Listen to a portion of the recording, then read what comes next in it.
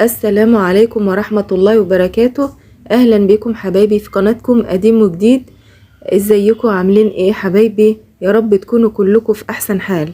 النهاردة هوفر عليكم التعب والمجهود في الاكلة اللي انتوا عارفينها دي، الكشري المصري. عملناه مع بعض قبل كده، بس النهاردة هعمله لكم في حلة واحدة وروعة روعة روعة. هنجيب الحلة بتاعتنا، هنحط فيها المادة الدهنية مثلا زيت. طبعا يستحسن ان في الحالة دي يكون زيت معايا. هنحط فيه البصل اللي انا مقطعاه شرايح او جوليان او جوانح زي ما بيقولوا. هحمره خالص معايا. ده البصل اللي احنا بنحطه على الوش، انا هحمره خالص لان انا عايزه الزيت بتاعه. فالزيت ده هسيبه في الحله زي ما هو. شايفين البصل اتحمر معايا خالص اهو. هبدا انشله من الزيت واكون محضره معايا المكونات بتاع الكشري بتاعي. يعني العدس اللي بجبته نقعاه ومصفيه، والرز نقعاه برضو مدياله نقعه كده يعني ربع ساعه ولا حاجه ومصفيه. العدس بجبته يتنقع اكتر شويه، اكتر من ربع ساعه، يعني نص ساعه ممكن ساعه. هنا بجيب بقى الشعريه بتاعتي، الشعريه الشعر، وبحمرها في الزيت مكان البصل زي ما انتوا شايفين معايا كده لحد ما توصل للون المحمر الحلو بتاعها. وبكون مغمقاها سنه يعني علشان ايه؟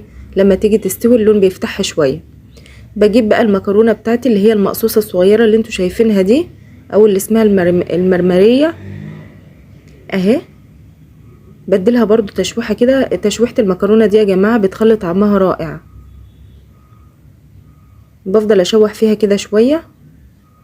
بكون زي ما انا قلت لكم مجهزه معايا الحاجه ونقعاها. صفيت اهوت العدس بجبته وحطيته عليهم. برضو بديله تشويحه كده لحد ما ينشف من الميه.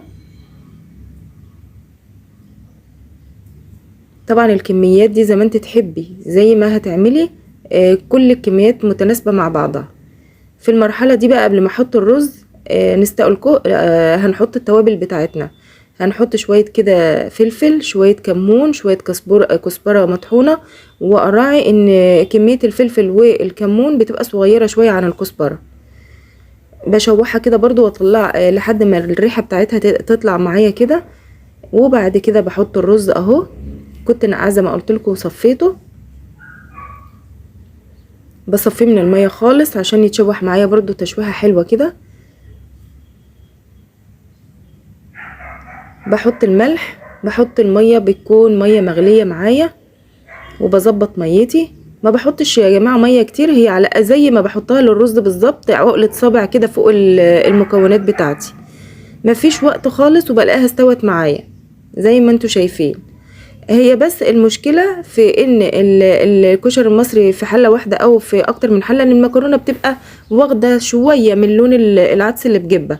لو انت مش عايزه المكرونه تغمقي معاكي السنه دي مصفره شويه، ممكن تاخدي العدس بجبته غلوتين بره الحله الواحده دي، وبعدين تصفيه وتحطيه برضو تشوحيه تشويحه نفس الخطوات برضو بالظبط.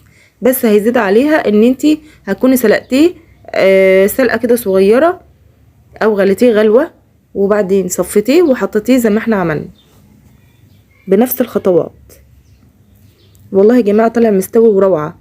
وبعد كده اهو كنت انا محضره الصلصه زي ما احنا عملناها مع بعض قبل كده في القناه، وهحطها على الطبق بتاعنا. وطبعا البصل اللي احنا محمرينه مع بعض في الاول بحطه عليه.